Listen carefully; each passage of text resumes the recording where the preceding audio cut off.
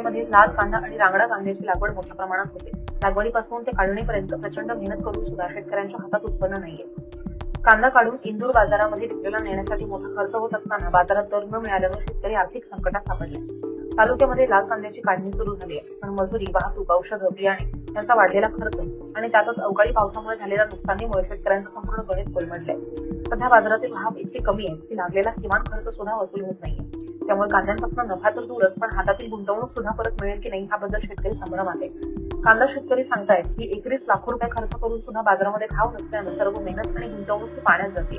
शासनाकडनं कुठलीही हमी भावाची मदत न मिळाल्यास शेती करणं कठीण होणार आहे. कांदा काढणे सुरू आहे. काय परिस्थिती आहे कांद्याची? परिस्थिती अशी आहे तर एकदमच कंडिशनमध्ये परिस्थिती आहे. आणि परिस्थिती आहे भाव तर भावने तर कांद्याला काही असं नाही आहे की काय मिळेल असं. घरून पैसे टाकावे लागतील, मजुरी येणार नाही आणि काही येणार नाही त्याच्यामध्ये. किती आहे पूर्ण कांदा? पूर्ण कांदा बरा आहे तर 2 एकर कांदा आहे. आणि किती खर्च लागला आतापर्यंत? याला आजपर्यंत 1,05,000 रुपये खर्च लागलेला आहे. खर्च लागले. आता काढणी चालू आहे. काढण्याला तर आता अलग मजुरी लागेल, खांद्याला अलग मजुरी लागेल, भरायला अलग मजुरी लागेल.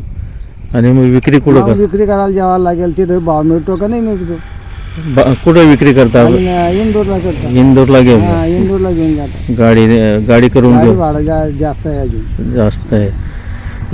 यावर्षी आपल्याकडे कांदाची लागवड जास्त असते, परंतु पाणीमुळे सड जास्त झाले त्याच्यावाले. अवकाळी पाऊसमुळे त्यामुळे जो लागलेला खर्च तो निघेल का? तो बी निघणार नाही. तो बी नाही निघणार. म्हणजे यावर्षी जो शेतकरी जो कर्जबाजारी लॉसमध्ये आहे आता. लॉसमध्ये. लॉसमध्ये आहे. अच्छा. काय नाव आहे भाऊ? वसंत दामोबड गुजर.